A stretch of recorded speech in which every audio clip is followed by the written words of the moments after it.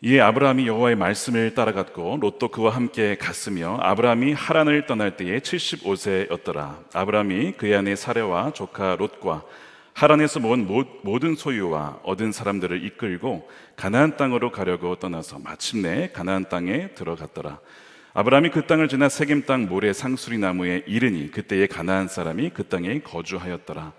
여호와께서 아브라함에게 나타나 이르시되 내가 이 땅을 내 자손에게 주리라 하신지라. 자신에게 나타나신 여호와께 그가 그곳에서 제단을 쌓고 거기서 베델 동쪽 산으로 옮겨 장막을 치니 서쪽은 베델이요 동쪽은 아이라. 그가 그곳에서 여호와께 제단을 쌓고 여호와의 이름을 부르더니 점점 남방으로 옮겨갔더라. 히브리서 11장 8절입니다. 믿음으로 아브라함은 부르심을 받았을 때에 순종하여 장래의 유업으로 받을 땅에 나아갈새 갈 바를 알지 못하고 나아갔으며. 아멘. 하나님의 말씀입니다. 아브라함 신실하신 하나님과의 동행 시리즈의 이제 세 번째 시간이 되겠습니다. 갈 바를 알지 못하고 나아가는 믿음이 오늘 제목이 되겠습니다. 우리 지난주 말씀 기억나십니까? 너무나 놀라운 말씀이었죠. 너는 복의 근원이 될지라, 너는 복이 될지라. 정말 믿겨지지 아니하는 말씀을 우리에게 주셨습니다. 하나님께서 우리와 함께 하시고 그래서 또 우리가 복이 되고 우리로 말미암아 우리의 주위에 있는 이들이 또한 복을 누리고 또한 그들이 하나님께 영광을 올려드리는 이 놀라운 이 복의 순환이 시작된다는 것입니다. 이제는 나로 시작해서 나로 끝나는 그런 복이 아니라 바로 하나님께서 시작하셔서 우리를 통해서 또한 흘러가게 하시는 그 복을 시작하셨다는 것입니다. 아브라함이 이제 그 약속의 말씀을 믿고 그의 나이 75세에 하란에서 떠나서 약속의 땅으로 나아갑니다. 제가 질문을 한번 드리겠습니다. 창세기 말씀에 하나님께서 아브라함에게 어디로 가라고 하셨습니까? 가나안 땅이라고 대답하고 싶지만 답이 아닙니다. 1절을 다시 읽어보시면 이렇게 되어 있습니다. 여호와께서 아브라함에게 이르시되 너는 너의 고향과 친척과 아버지의 집을 떠나 내가 내게 보여줄 땅으로 가라. 이렇게 얘기를 하셨어요. 구체적이지를 않습니다. 내가 너에게 보여줄 땅으로 가라. 땅은 땅인데 어디를 말씀하시는 건지는 모르겠어요. 아주 모호한 말씀을 사실 하신 겁니다. 그러니까 우리 같으면 뭐 경기도입니까? 아니면 충청도입니까? 이 정도라도 얘기를 해주면 좋겠는데 그것도 아니고 구체적인 말씀을 안 하신 거예요. 지금 같은 경우에 우리가 스마트폰이 있으니까 지도 앱을 꺼내서 어디를 딱 찍어주시면 그냥 정확하게 딱 갈 수 있잖아요. 하나님이 스마트폰보다 분명히 더 뛰어나신 분이신데 어쩜 이렇게 모호하게 말씀을 하셨는지 사실 잘 이해가 되지 않는 말씀 중에 하나입니다. 이런 거죠. 아브라함아 떠나가라. 네, 어디로 갈까요? 그건 내가 나중에 알려줄게. 이거예요. 지금 이 상황에서 지금 아브라함이 떠나가게 되는 것입니다.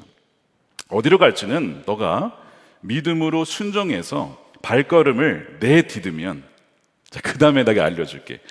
그리고 가잖아요. 그 다음에 내가 또 알려줄게. 이거를 지금 말씀을 하시는 겁니다. 여러분 거기에 여러분의 인생을 거시겠습니까? 그래서 이 히브리서 11장 8절 말씀을 보면 이렇게 이 상황을 이렇게 묘사를 한 거예요. 우리가 읽었지만 믿음으로 아브라함은 부르심을 받았을 때 순종해서 장래 유업으로 받을 땅에 나아갈 때 갈 바를 알지 못하고 나아갔다. 갈 바를 알고 간 것이 아니고 알지 못했는데 나갔다는 거예요. 이게 지금 이 아브라함의 상황입니다. 여기서 분명히 우리가 짚고 넘어가야 될 부분이 있는데 뭐냐면 갈 바를 알아서 가는 것이 아니라 갈 바를 알지 못하기 때문에 하나님과 동행하는 것입니다. 우리가 갈 바를 알게 될 것이다 하나님과 동행하면 이렇게 생각을 하지만 하나님과 동행을 해도요 우리가 갈 바를 알게 되는 건 아닙니다. 반대로 갈 바를 알지 못하기 때문에 하나님과 동행을 하는 거예요. 설령 갈 바를 알지 못한다 할지라도 그분이 하나님이시고 그분이 길이시고 그분이 진료 생명이니까 가는 것입니다. 이것을 지금 말씀하시는 거예요. 이것이 성경은 복된 삶이라고 말씀을 합니다. 따라서 인도받는 것과 관련해서요 우리가 하나님과 동행할 때에 반드시 붙잡아야 될 기초가 있는데 그것은 뭐냐면 내 자신이 갈 바를 알아야 한다라고 하는 그 권리 있잖아요. 그것을 포기해야 합니다. 나는 갈 바를 알 권리가 있습니다. 나는 진짜 어디로 가야 될지, 내 인생이 어떻게 펼쳐질지 알 권리를 내려놓을 때 진짜 하나님과의 동행이 시작이 된다는 겁니다. 그래서 아브라함이 떠나려면 이 권리를 내려놓아야만 되는 거예요. 근데 사실 여러분, 결코 쉬운 것이 아닙니다. 말씀드린 대로 너무나 모호하기 때문에 그래요. 사람들은 거의 대부분 본인의 삶에 대한 기대가 있습니다. 여러분 그러시죠? 적어도 예를 들면 짧게는 내년, 5년, 10년, 20년 뒤에 내 삶이 이러저러 했으면 좋겠다, 아니면 저러 해야 된다라고 하는 나름대로의 전망과 조망이 있죠. 있으실 거예요. 그것이 다 사람마다 있기 마련입니다. 그리고 그것이 꼭 나쁜 건가라는 생각을 갖기도 하죠. 그리고 성경 읽어보시면 잠언 전도서를 읽어보세요. 미래를 준비하고 대비하고 하는 것은 지혜라는 겁니다. 그런 말씀을 굉장히 많이 하고 있어요. 그래서 미래를 위해서 현재 준비하는 것은 결코 어리석은 것은 아니라고 말씀을 하죠. 그러나 동시에 이 지혜서가 가르치는 것이 또 있습니다. 뭔지 아세요? 자세히 읽어보시면 우리의 삶은 우리가 의도한 대로 흘러가지 않는다는 것입니다. 그거를 알라는 거예요. 이런 말씀이 있어요. 전도서 8장 7절입니다. 사람이 장래일을 알지 못하나니 장래일을 가르칠 자가 누구랴. 전도서 7장 14절에 형통한 날에는 기뻐하고 공고한 날에는 되돌아보아라. 이 두 가지를 하나님이 병행하게 하사 사람이 그의 장래일을 능히 헤아려 알지 못하게 하셨다. 성경은 우리가 장래일을 알지 못하게 하나님이 하셨다라고 얘기를 해요.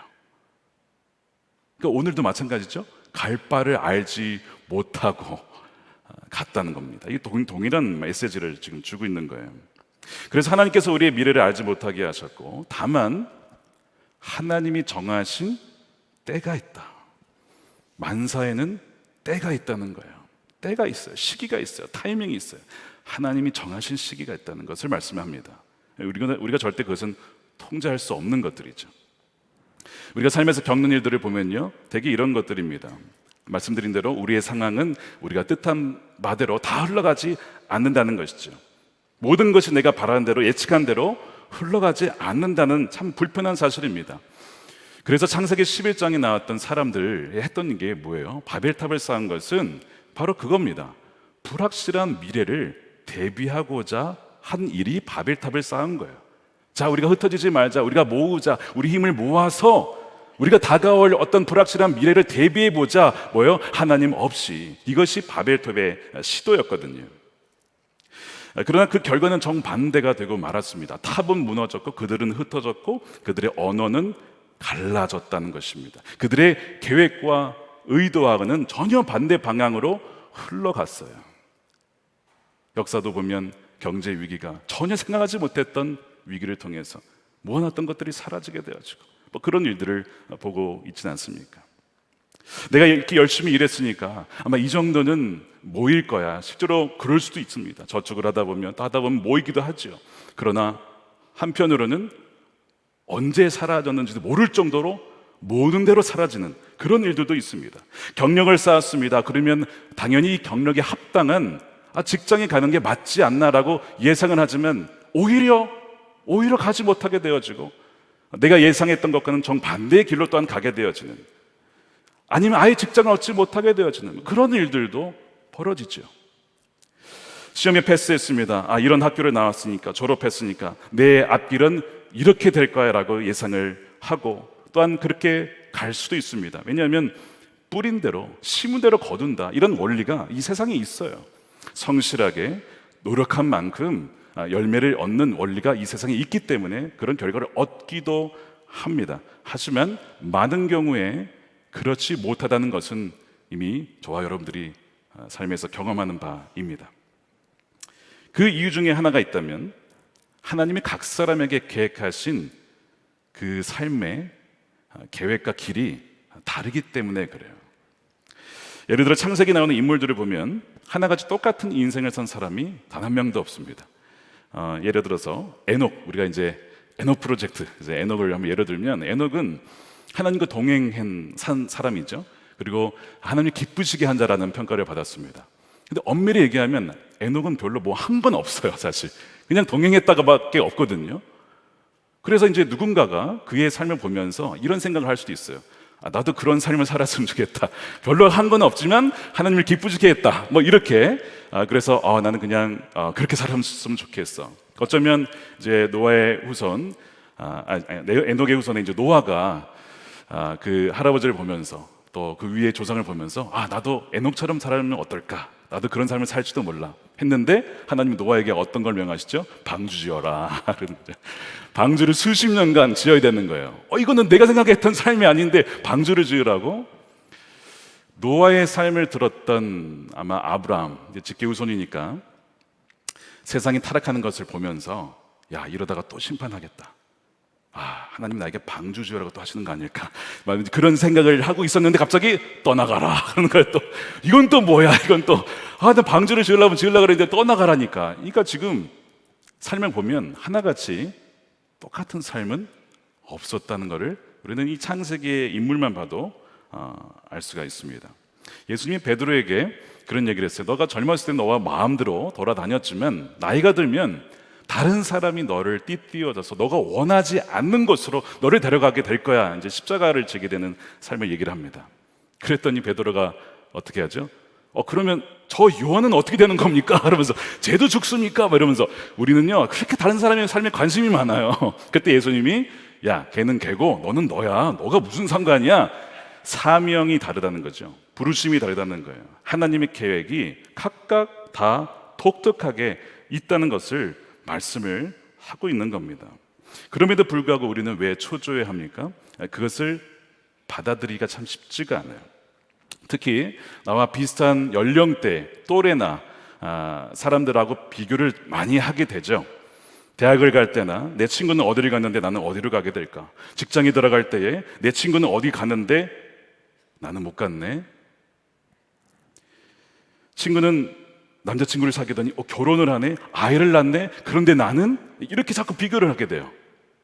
은퇴를 앞둔 분들도 은퇴 이후의 삶이 너무나 다양한 거예요.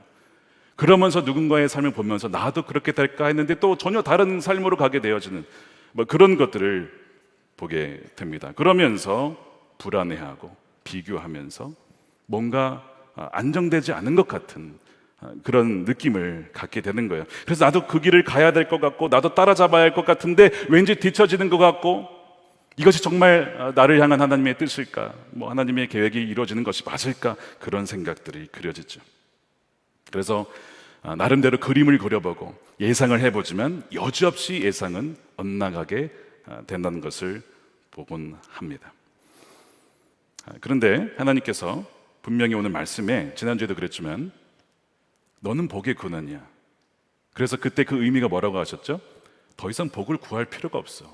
하나님이 너와 함께 하시고 우리와 함께 하신다는 그 의미에는 더 이상 복을 갈구하거나 비교하거나 그럴 필요가 없다는 거예요. 그거를 말씀하셨습니다.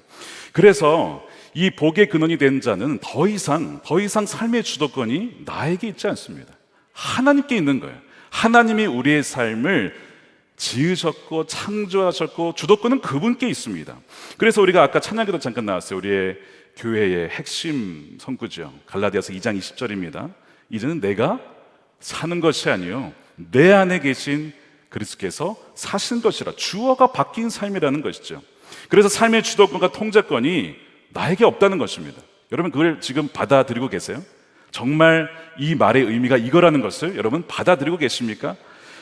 창세기 12장 2절 3절에 약속된 복의 주체가 누구예요? 하나님입니다. 자, 제가 다시 한번 읽어볼게요.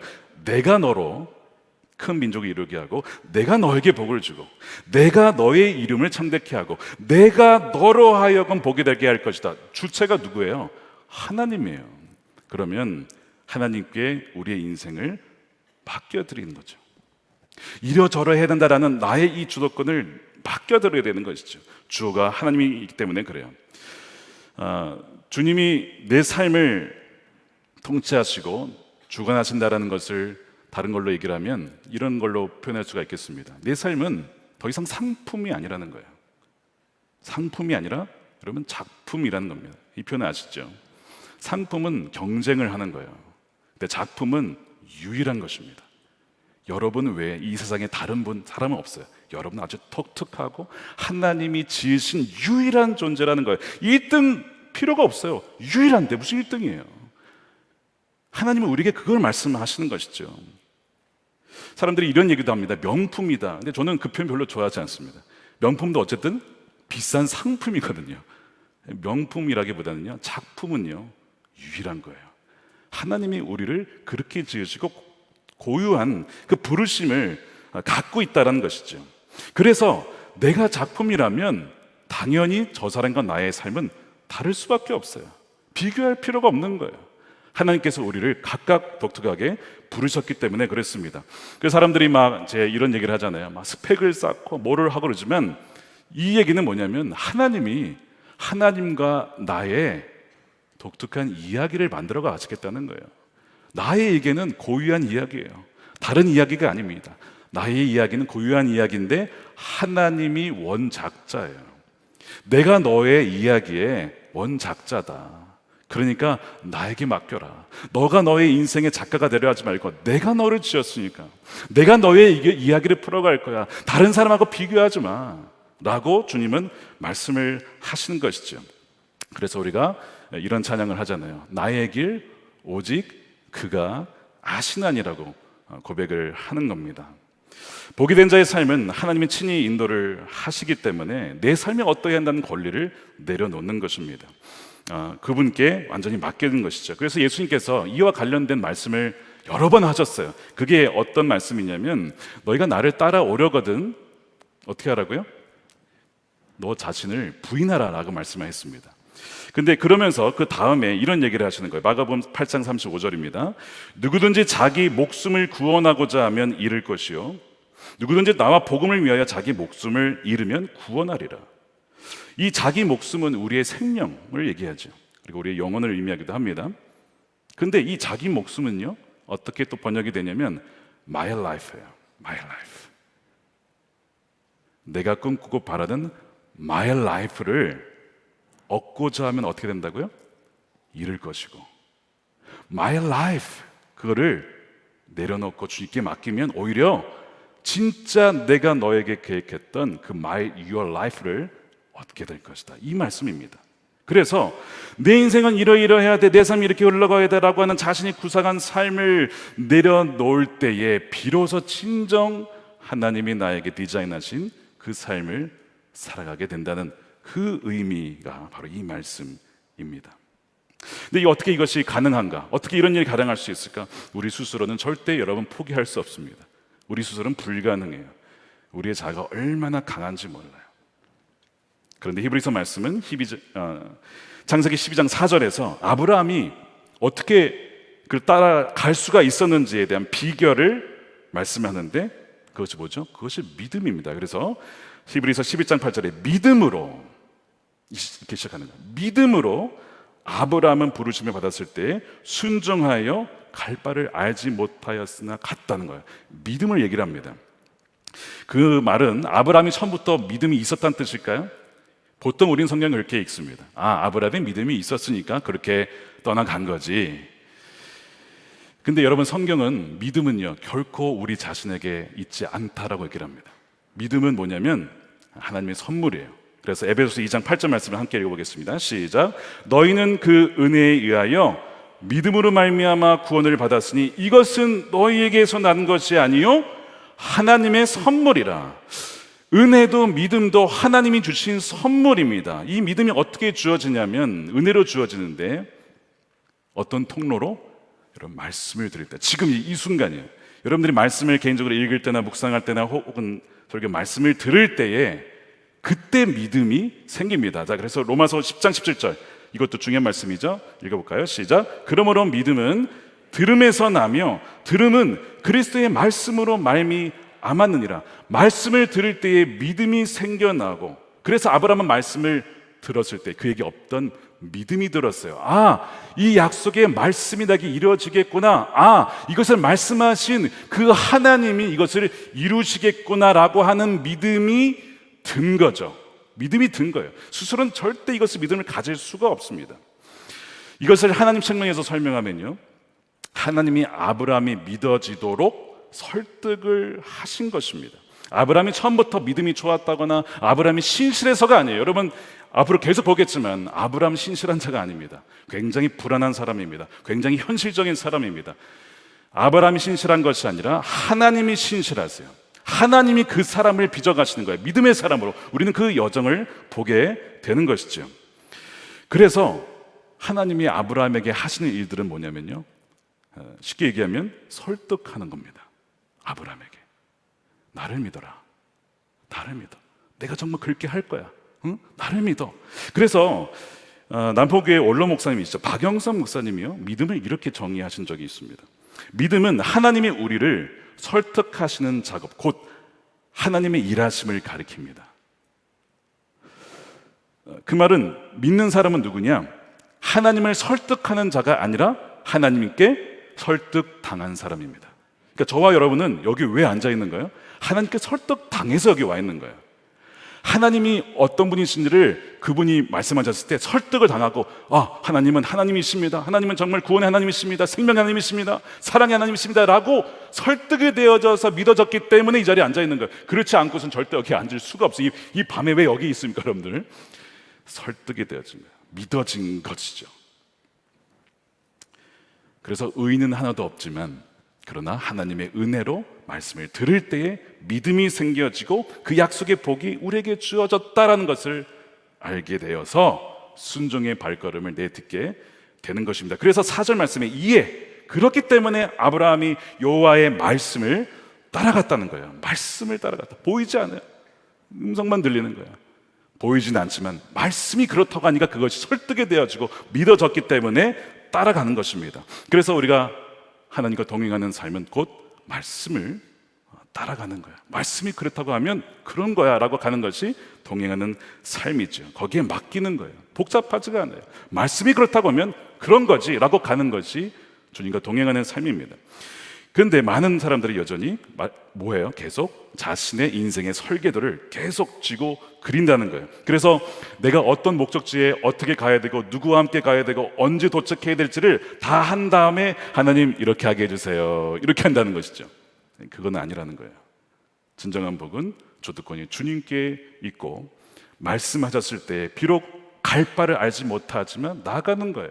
그러나 많은 경우에 여전히 이렇게 자신이 설계한 것을 가지고 하나님께 해달라고 요구하는 삶을 삽니다. 그리고 마지막 때가 되면 실제로 그러한 삶을 살았던 이들이 있을 것이라고 예수님이 말씀을 하셨어요.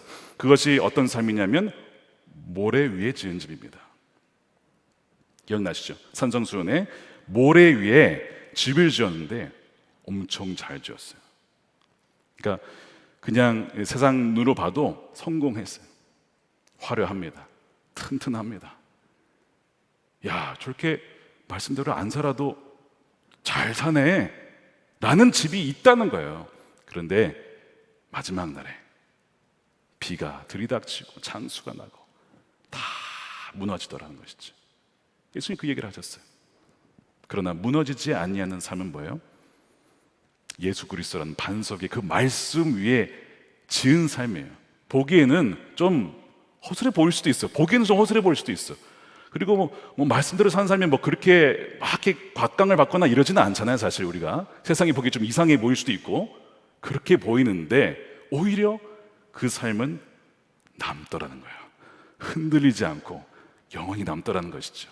그것이 주님과 동행하는 삶, 말씀을 따라가는 삶의 결론이라고 주님은 말씀하십니다. 그래서 우리는요, 우리의 계획을 빨리 포기하면 포기할수록 하나님께서 우리를 위해 디자인하신 그 삶을 누리게 되는 것을 보게 된다는 것입니다. 하나님께서 여호수아를 부르셨어요. 내년에 여호수아 전반부를 좀 말씀을 주일날 다루려고 하는데 너무 공감이 돼서 그래요. 제가 여호수아 말씀을 읽으면 너무 제 그 상황과 여러 가지 교회 상황이 공감이 돼서 여호수아 말씀을 자꾸 보게 되는데, 가나안 땅 정복이라는 어마어마한 과업이 놓여져 있어요. 모세는 하나님이 데려가셨어요. 그리고 수많은 백성들이 남겨져 있어요. 자, 그러면은 여러분 어떻게 하시겠어요? 자, 그러면 가나안 땅 분석 좀 해볼까? 백성들은 얼마나 강한지, 군사 훈련 어느 정도 됐는지 한번 알아보고, 우리도 한번 우리의 전력을 한번 알아보자. 그래서 뭐 보급은 얼마나 됐는지, 우리 식량은 얼마나 됐는지, 훈련은 얼마나 됐는지, 이런 식으로 해야 될 것 같잖아요. 이것이 우리에게 보통 계획이죠. 물론 그것도 필요합니다. 그런데 하나님께서 여호수아에게 명하신 것은 약간 터무니없지, 그죠? 주여로 말씀을 묵상해라, 그 얘기를 하신 거예요. 그 얘기는 뭐냐면, 모든 것, 너희가 어떻게 앞으로 이 땅을 정복해 나갈지는 내가 다 갖고 있어. 내가 다 갖고 있으니까 너는 그냥 한 걸음씩 내가 인도한 대로만 오면 되는 거야. 근데 그 방법이 좀 황당합니다. 6바퀴 돌고 마지막 날은 7번 돌고 막 이런 식으로 좀 이해할 수 없는 방식으로, 그래서 그냥 말씀 따라가는 것이죠. 여러분 뭐 이야기가 어떻게 흘러가는지는 잘 아실 겁니다. 그렇게 말씀하시는 거예요. 예수님께서 자기가 목자다라고 하면서 양들을 인도할 때에도 뭐 그런 식으로 말씀을 하셨어요. 요한복음 10장입니다. 자기 양을 다 내놓은 후에 앞서가면 양들이 그의 음성을 아는 거로 따라오되, 다른 게 아니에요. 주님의 전략, 그냥 내 음성 듣고 따라와라, 그겁니다. 그 말씀을 하는 거예요. 목자가 앞서가고 말씀을 들려주면 양들은 그저 음성을 따라가면 되는 것이죠. 사실 뭐 양들이 자신들이 전략을 짠다고 목자의 그거를 알겠습니까? 뭐 골짜기가 어디에 있는지, 이리가 어디 숨어 있는지 양들은 알 수가 없죠. 목자가 알아요. 그러니까 목자를 따라가야 사는 건데, 자기가 목자인 양 착각하면 이제 그때부터는 양의 인생이 꼬이기 시작하게 되는 것이죠. 그래서 이제 주님께서 우리에게 길을 알려주지 않는 거예요. 우리에게 10년 뒤에 너의 인생은 이렇게 돼서 될 거야, 딱 알려주면 우리는요, 주님 10년 뒤에 뵙겠습니다 그리고 이제 잘 지내세요 하고 주님께 나아가지 않아요. 그런데 모르기 때문에 주님 외에는 길이 없습니다. 주님께 나아가서 기도하고 의지하고 매달리고, 이것이 복된 삶이라고 오늘 말씀을 증거하고 있는 것입니다. 하나님께서 엘리사를 부르시는 장면 여러분 기억나세요? 엘리사, 요즘은 자꾸 이런 본문만 묵상을 하고 있습니다. 제가 지금 모세와 여호수아, 엘리야와 엘리사, 엘리사를 부른 장면을 보시면요, 엘리야가 굉장히 카리스마가 대단합니다. 이런 상황이에요. 하나님이 이제 엘리사를 세우라고 이제 말씀하셔서 알겠습니다. 그 엘리야가 엘리사를 찾아가요. 그러니까 엘리사가 뭐 하고 있냐면 서로 밭을 갈고 있었어요. 밭을 갈고 있는데 엘리야가 옆을 딱 지나갑니다. 겉옷을 딱 벗고 그냥 겉옷 툭 던져요. 이렇게 툭 던져, 이렇게. 카리스마 짱이죠. 그냥 겉옷 툭 말도 안 하고 겉옷만 툭 던지는 거야. 그러니까 엘리사가 딱 보고 의미를 알았어요. 이 겉옷의 의미는 이제 후계자가 된다는 얘기예요. 그래서 이제 아론도 그렇고 다 옷을 벗고 죽잖아요. 그러니까 그 의미를 알고 그 즉시 부모님께 인사를 하고 소를 잡아다가 사람들에게 바베큐 파티 해주고, 그 다음에 이제 말씀이 뭐라고 되어 있냐면 엘리사는 일어나 엘리야를 따르다라, 이렇게 나와요. 저는 이게 가능한 일인가? 예를 들면 엘리사를 불렀을 때 저 같으면 이럴 것 같아요. 그럼 어떻게 하나님 제가 준비해야 되고 뭘 해야 되고 해야 됩니까? 막 질문이 엄청 많을 것 같아. 뭔가 좀 알아야 갈 것 같은데 그냥 겉옷 딱 보고 그냥 겉옷 딱 하고 가는 거예요. 이거다. 갈 바는 알지 못하지만 그 권리도 다 내려놓고 그냥 따라가는 거. 그냥 하나님 다 책임져 주시잖아요. 능력도 다 주시고 뭐 할 말도 넣어주고, 뭐 하나님이 다 계획을 갖고 있어. 그냥 자기는 믿고 순종하게 하면 돼. 얼마나 쉬워요. 그러니까 제가 요즘 이런 거 묵상하면 엄청 은혜가 됩니다. 주님 아시죠? 이렇게 되는 겁니다. 그래서 묵상을 하고 있어요. 꼭 저의 심정이에요. 사실 제가 작년에 미국에서 있는데 부름을 받았어요. 나야 한국으로 가라. 네? 제가요? 제가 어떻게 해야 되나요? 그건 내가 차차 보여줄게.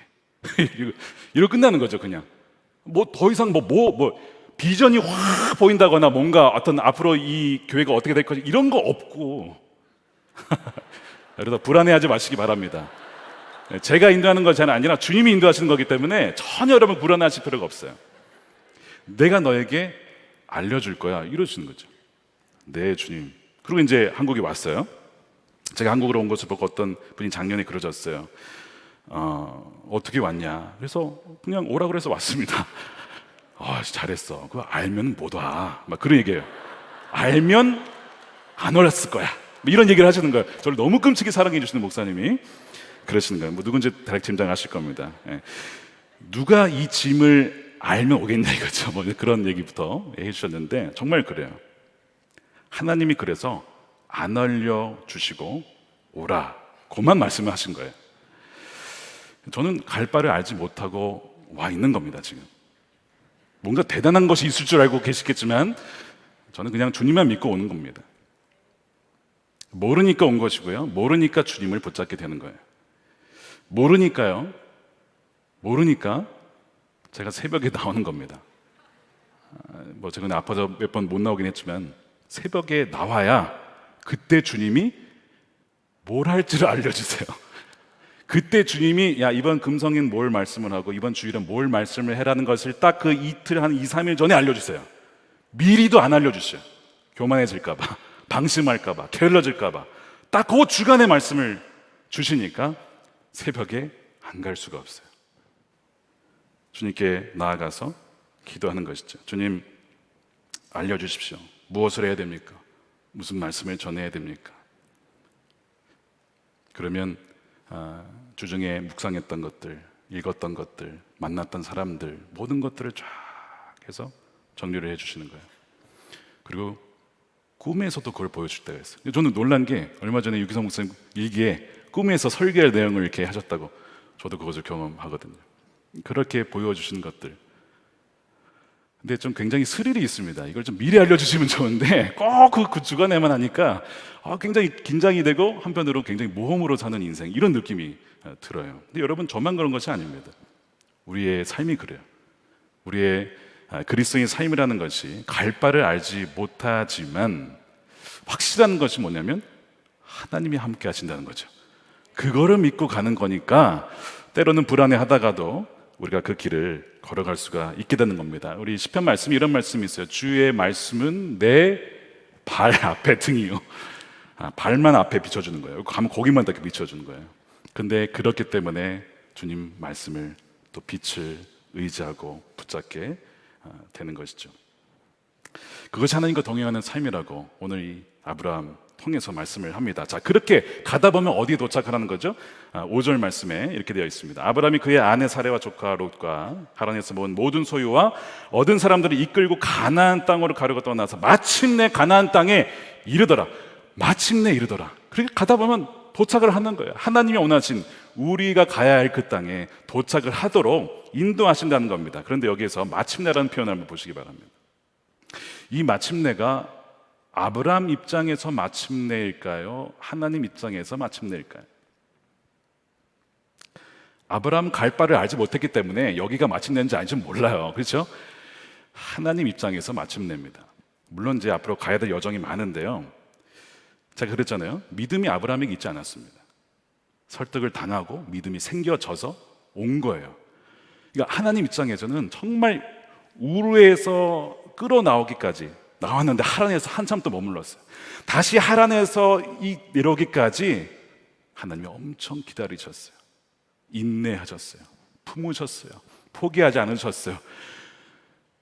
그러다가 마침내 이제 아브라함이 여기 왔구나, 그 말씀 하시는 겁니다. 지금 하나님이 이 자리에서도 그 말씀 하시는 분이 계실지도 몰라요. 마침내 이 자리에 왔구나. 마침내. 예전에 교회에서 한 남자 성도님을 위해서 기도한 적이 있어요. 신앙을 위해서, 믿음을 위해서. 제가 그 교회 부임한 지 6년 정도 되었을 때 마침내 금년 성적표에 나온 날이 있었습니다. 저의 입장에서도 마침내였지만 하나님 입장에서도 드디어 너가 나왔구나. 이게 바로 하나님 입장에서의 마침내였죠. 그러니까 아브라함이 신실함이 아니고 하나님이 신실하셔서 아브라함을 마침내 가나안 땅으로 끌고 가시는 것, 이것이 은혜인 것입니다. 이것이 은혜인 거예요. 우리는 앞으로 이걸 계속 보게 될 거예요. 너무나 감사한 거예요. 귀중한 발걸음을 주님께서 끝까지 인도해 주신다라는 것. 그래서 아브라함이 세겜 땅 모래 상수리 나무에 이르러서 예배를 드리죠. 6절입니다. 아브라함이 그 땅을 지나서 세겜 땅 상수리 나무에 이르니 그때 가나안 사람이 그 땅에 거주하였더라. 7절에 여호와께서 아브라함에게 나타나 이르시되 내가 이 땅을 내 자손에게 주리라 하신지라. 자기에게 나타나신 여호와께 그가 그곳에서 제단을 쌓고, 이렇게 되어 있습니다. 아브라함이 거기서 제단을 쌓은 이유가 있어요. 아브라함이 가나안 땅에 갔는데 거기 누가 있었어요? 가나안 사람이 살고 있는 거예요. 난 또 빈 땅인 줄 알았네. 갔는데 누가 이미 다 살고 있어요. 빈 땅이 아니야. 그래서 지금 여기서 갔는데 가나안 사람이 그 땅에 거주하였더라는 그 상황을 봤을 때 아브라함이 어떻게 될 것 같아요? 나 돌아갈래. 그럴까봐 바로 7절에 여호와께서 나타나시죠. 그리고 다시 말씀하시는, 약속하시는 거예요. 야, 이 땅을 너 자손에게 줄 거야. 그러니까 여기 맞으니까 어디 가지 마 라고 말씀을 하시는 거예요. 지금 아브라함의 심정이 약간 다시 흔들릴 이 상황에서 하나님이 다시 나타나셔서 말씀으로 붙잡아 주신 거예요. 야, 너 사람 있다고 너 시험 들면 안 돼. 원래 그래. 여기는 원래 그런 거였어. 원래 나 다 알고 있어. 그거 몰랐던 거 아니야 라고 지금 말씀을 하시는 거예요. 근데 거기에 대한 반응이 이제 제단을 쌓았다라고 되어 있습니다. 이 제단, 굉장히 오늘의 이제 결론이자 핵심 포인트입니다. 이 제단이 뭘까라고 했을 때 힌트가 창세기 8장 20절에 나옵니다. 노아가 방주 안에 있을 때 그가 할 수 있는 것이 없었어요. 방주를 어디로 끌고 갈 수도 없고, 비가 뭐 언제 멈추는지 알 수도 없고, 그가 할 수 있는 것은 오직 뭐예요? 그냥 예배하면서 하나님께 의지하는 것밖에 없죠. 그래서 노아가 한 것이 8장 20절에 노아가 여호와께 제단을 쌓았어요. 방주 안에서. 그래서 이제 정결한 짐승이 필요했던 거예요. 정결한 짐승과 모든 정결한 새 중에서 제물을 취해서 뭘로 드려요? 번제로 제단에 드렸더니, 여러분 번제의 의미가 뭡니까? 번제는요, 하나님께 내 전부를 내어 맡깁니다 라는 뜻입니다. 노아가 방주에서 그걸 했어요. 아브라함이 가나안 땅에 도착했을 때, 가나안 사람을 봤을 때 시험대로 넘어질 수도 있는데 말씀을 들었어요. 아, 내가 다시 내 삶의 주도권을 지려고 하는데, 아닙니다 주님, 믿겠습니다. 내 삶을 다시 주님께 완전히 맡겨 드립니다. 제가 제 인생을 통제하려 했습니다. 그러나 이제 주님, 제가 태어나기 창세 이전부터 저의 삶은 주님 손안에 있었습니다. 이제 제 자신을 주님께 내어 맡깁니다. 저의 모든 염려와 근심과 통제와 내 삶은 이러저러 해야 한다라는 그 모든 조망과 꿈마저도 모두 이 제단 위에 불태우겠습니다라는 거죠. 그것이 아브라함이 번제로 제단을 쌓았다라는 의미예요. 하나님이 우리에게 원하시는 것은, 가장 원하시는 것은 우리의 일이 아닙니다. 우리가 뭔가 대단한 일을 하는 것을 물론 기대하시지만 그것이 가장 중요한 것은 아니에요. 가장 중요한 것은 우리 자신을 드리는 것입니다. 우리 자신의 전체를, 전부를, 우리의 모든 의지를 주님께 드리기를 주님은 원하시는 거예요. 완전히 하나님을 위해서, 부분적이 아니라 완전히 드려지는 삶, 나는 죽고 주님과 온전히 하나 된 삶, 하나님은 그것을 원하시는데 이것이 제단의 삶입니다. 지금 아브라함이 그것을 고백하는 거예요. 내 생각과 내 계획대로 되지 않을지라도, 전혀 다른 상황이 펼쳐진다 할지라도 나는 그것을 다 주님께 맡기겠습니다. 이것이 제단을 쌓는 삶입니다. 창세기 11장은 바벨탑을 쌓아서 자기가 인생을 통제하려 했다면, 창세기 12장에 새로운 백성을 세우셨기 때문에 하나님께서 아브라함을 통해서 제단을 쌓아요.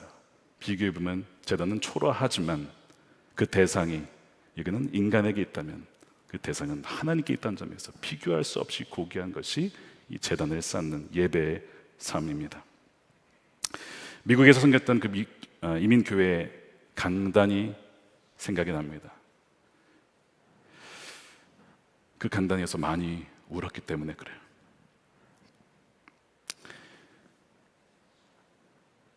이민자의 삶이 참 쉽지가 않습니다. 우리 뭐 한국도 마찬가지죠. 그런데 이민자들이 참 외롭고 고독하고 버림받은 것 같고 그렇게 느끼는 분들이 참 많아요.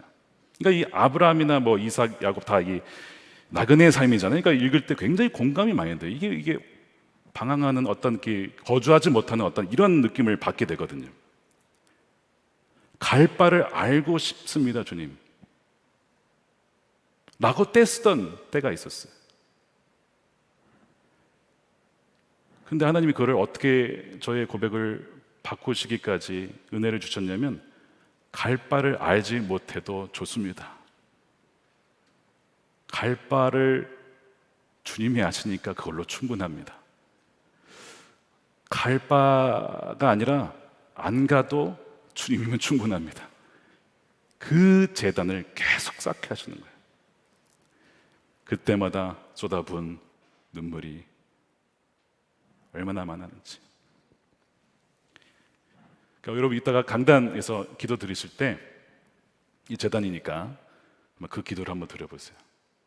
여전히 아주 그 마음의 구석에 정말 내려놓고 싶지 않은 우리의 주도권과 통제권이 있어요, 여러분. 그것마저도 완전히 드리는 척하지 말고요. 하나님 다 아십니다. 우리 마음이 어떤지, 우리가 척하는 것인지 제스처만 취하는 것인지, 정말 그 마음에 이제는 나 하나면 충분하구나, 뭐 내가 어디를 가든지 아무 상관이 없구나, 그런지를 주님은 너무나 잘 아시거든요. 오늘 이 저녁에 그거를 결론 지으시길 바라요.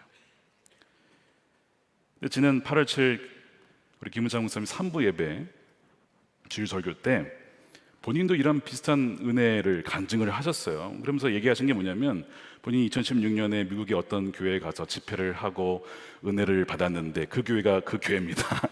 같은 교회예요. 김은장 목사님께서 제가 섬기던 교회에 안식월 때 오셔서 말씀 전하시고, 그때 찬양 인도를 하시고 말씀도 전하셨어요. 그러면서 그분이 받은 은혜를 그때 간증을 하셨는데, 이런 내용이었습니다. 아마 금요 성령 집회였던 것 같아요. 그날도 이렇게 물으셨대요. 하나님이, 너 평생 한 영혼을 위해서 목회할 수 있겠느냐, 평생 한 사람을 위해서 사역할 수 있겠느냐, 이렇게 물으셨다는 겁니다. 하나님이 정말 그렇게 하시려고 물으셨겠어요? 너의 삶의 주도권을 나한테 내려놓겠느냐라고 하나님 물으신 것이죠. 근데 그때 목사님이 이렇게 고백을 하셨습니다. 그 질문에 선뜻 대답하지 못하고, 정말 그렇게 될까봐 대답하지 못하고 씨름하다가 주님 말씀대로 하겠습니다라고 했는데 알 수 없는 눈물이 나왔다고 그렇게 얘기를 하셨어요. 그 번제 재단이죠. 그 번제. 동일한 은혜를 그 목사님도 받으셨던 것 같아요. 가고 싶은 길이 아니어도, 갈 바를 알지 못해도 말씀 따라 가는 길, 주님과 동행하는 길, 주님은 우리에게 그것을 오늘 말씀하시는 겁니다. 아마 여러분이 들어야 될 재단도 바로 이것이 아닐까 싶어요. 그래서 아브라함이 재단을 쌓으면서 하나님께 나아가죠. 그리고 이제 8절에 보시면 이렇게 되어 있습니다. 거기서 배들 동쪽 산으로 옮겨 장막을 치니. 자, 아까는 재단을 쌓았는데 이번에는 장막을 쳤어요. 그리고 그 뒤에 다시 여호와께 재단을 쌓습니다. 여러분, 장막은 나그네 삶을 의미합니다. 주님, 저의 삶의 통제권 드렸으니까 이제는 장막의 삶, 나그네의 삶, 뿌리 내리다가 또 주님이 가라 하시면 옮기는 삶, 주님께서 적으로 가라 하면 가는 삶, 순종하는 삶, 그것이 장막의 삶이에요. 내가 여기에 어디 버티겠습니다, 내가 딱 정하는 것이 아니고 주님이 말씀하시면 언제든지 옮기겠다, 주도권을 드린 삶이 이 장막의 삶인데, 그것은 제단을 드린 사람만, 쌓은 사람만 가능한 거예요. 제단에 나의 모든 주도권을 드린 사람만 이 장막의 삶을 살 수 있어요. 그리고 그 사람만이 진정 선교적인 삶, 나로 말미암아 다른 이들이 복이 되는 삶을 살게 되는 것입니다. 그래서 이 제단과 장막은 함께 가는 거예요. 그래서 처음에 제단을 쌓고 장막을 치고 다시 제단을 쌓고, 이 함께 가는 거예요. 제단 쌓는 거를 놓치면 이 장막 생활에 화가 납니다. 주님, 저는 왜 계속 이렇게 살아야 되는, 내 인생은 왜 이렇게 안정이 안 되는 것 같아요, 내 인생은 왜 이렇게 뿌리를 못 내리는 것 같습니까? 라고 불평을 하지만, 그러나 제단을 쌓는 삶이 함께 가면 이것이 주님과 동행하는 삶이다라는 것을 깨닫게 되는 것이죠. 여러분들은 기꺼이 여러분들의 제단에 드려야 될 것을 드리시는 그런 마음의 자세가 있으십니까? 나중에 장막의 삶을 살다가 하나님이 다시 한번 가끔 테스트를 하십니다. 그것이 나중에 나오는 것이 뭐냐면 아브라함에게 이삭을 바쳐라. 너의 장막 안에 있는 것을 제단에 바칠 수 있겠냐? 여러분들이 장막 안에 있는 것을 기꺼이 제단에 드릴 수 있다면 그는 여러분 이제는 오케이예요. 하나님이 언제든지 여러분들을 어디에 있든지 마음껏 쓰실 수가 있습니다. 그거를 지금 오늘 본문을 통해서 말씀하십니다. 저는 한국에서 살 줄 알았는데 미국에 가라 그래서 미국에 갔어요. 미국에서 계속 살 줄 알았는데 또 한국에 오라 그랬어요. 이게 보니까 장막의 삶이에요. 계속 옮겨 다니는 거예요. 그러니까 제가 어떻게 어디에 무슨 삶을 살겠다 절대 정할 수가 없는 것이죠. 제가 이제 이사를 올 때 많은 것들을 나눠주었어요. 교회 분들하고 이제 나눠주면서 또한 많은 것들을 또한 버려야 했습니다. 그것을 보면서 느낀 것이 하나님이 이런 마음을 주시는 거예요. 너는 장막의 삶이다. 나그네의 삶이라는 것을 잊어서는 안 된다라는 거예요. 우리의 삶은요 잠시 왔다 갑니다. 우리 육신의 장막은 잠시 있다 가는 거예요. 그럴 때에 우리 육신의 장막이 정말 주님이 거하시는 성전과 같은 장막의 그런 삶이 될 것이냐 아니냐는 우리가 오늘 이제는 마무리를 지어야 됩니다. 더 이상 여기에 대해서 방황해서는 안 된다는 거예요. 사랑하는 여러분, 혹시 갈 바를 알지 못하고 방황하는 분이 계십니까? 아브라함도 갈 바를 알지 못하였으나 그러나 말씀을 따라서 그가 믿음으로 순종의 발걸음을 내디뎠습니다. 갈 바를 알지 못하지만 주님이 길이고 진리고 생명이니까 그러면 뭐 충분한 것이죠. 그분이 우리와 함께 하신다면 우리가 무엇을 두려워하겠습니까? 그래서 갈 바를 알지 못하는 것은 문제가 되지 않습니다. 가장 중요한 것은 하나님이 우리와 함께 하시는가, 내가 하나님과 동행하고 있는가, 내가 말씀을 따라가고 있는가. 그러면 마침내 가나안 땅에 이르러 그 놀라운 은혜의 역사가 여러분들의 삶 가운데 있게 될 줄로 믿습니다.